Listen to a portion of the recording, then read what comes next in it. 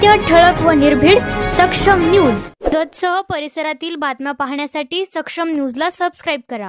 तालुक्यातील पशुधन वाचवण्यासाठी चारा छावण्या सुरू करा. प्रकाशराव जमदाडे. प्रशासन दुष्काळी जनतेच्या जखमेवर मीठ चोळण्याचे काम करत असल्याचा केला आरोप. जत तालुक्यातील चारा छावण्या डेपो चालू करावे व अवकाळी पावसाने झालेल्या नुकसानीचे वस्तुनिष्ठ पंचनामे करून तात्काळ मदत द्यावी या मागणीसाठी सांगली जिल्हा बँकेचे संचालक प्रकाशराव जमदाडे यांनी उपविभागीय अधिकारी जत यांना भेटून निवेदन दिले. तालुक्यातील निगडी खुर्द, वळसंग, शेड्याळ या गावांना जून 2023 पासून तर सिंदूर, उमराणी, बसरगी, एकुंडी या गावांना जुलै 2023 पासून म्हणजे साधारणपणे 1 वर्षापासून पाणी पुरवठा चालू आहे. तालुक्यातील वळसंग, मुचुंडी, संख, तिकोंडी, उमदी व माडगेळ या महसूल मंडळामध्ये गेल्या वर्षी अत्यंत कमी पाऊस झाल्याने पाण्याची तीव्र टंचाई आहे. जत तालुक्यात जवळपास 3.5 लाख लहान मोठी जनावरे आहे. चारा आणि पाण्याअभावी कवडीमोल किमतीने शेतकरी जनावरे विकू लागली आहे. चारा अभावी पशुधनाच्या दूध उत्पादनामध्ये 25% घट झाली आहे. 1 वर्षापासून टँकर चालू आहे. प्रशासन म्हणते चारा टंचाई नाही. हे हास्यास्पद आणि जत तालुक्याच्या दुष्काळी जनतेच्या जखमेवर मीठ चोळण्याचा प्रकार आहे.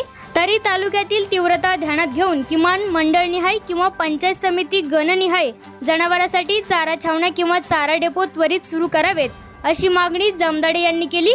यावेळी बोलताना प्रकाशराव जमदाडे म्हणाले, गेल्या वर्षभरापासून भीषण अशी पाण्याची आणि चाराची टंचाई निर्माण झालेली आहे. गेल्या वर्षी फक्त प्रशासनाच्या म्हणण्याप्रमाणे 14 ते 16 इंच पाऊस या तालुक्यामध्ये पडलेला आहे. गेल्या वर्षभरापासून काही गावामध्ये पिण्याच्या पाण्यासाठी टँकर चालू आहे आणि जिल्हाधिकाऱ्यांनी आजच पुढारी पेपरला सांगितलं की जत तालुक्यामध्ये चारा टंचाई नाही. हे अतिशय दुर्दैव आणि खेदजनक म्हणावं लागेल. त्यामुळे मी या प्रशासनाचा जाहीर निषेध करतो. वास्तविक पाहता निगडी, सिंदूर, उमराणी, बसरगी, वळसंग, शेड्याळ ह्या भागाला गेल्या जून पासून टँकर चालू आहे. म्हणजे वर्षभर पिण्याच्या पाण्याला टँकर चालू आहे आणि मग शेतीच्या पाण्याला आणि चाऱ्याला तर पाणी लांबच राहिले की कुठून पाणी येणार आहे हा खरा प्रश्न आहे. वास्तविक पाहता जिल्हाधिकाऱ्यांनी गेल्या वर्षभरापासून टँकर चालू असताना या तालुक्यामध्ये सर्व पक्षाच्या पदाधिकाऱ्यांना, प्रत्येक गावच्या सरपंचांना, सोसायटी चेअरमनना, सगळ्या संघटनेच्या पदाधिकाऱ्यांना बोलावून टंचाईची उपाययोजना करण्यासाठी आढावा बैठक घेणं अतिशय गरजेचं होतं.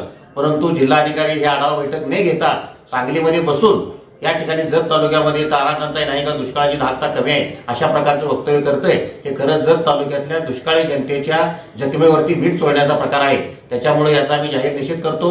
आज जवळपास 3.5 लाख जनावरं या जत तालुक्यामध्ये आहे.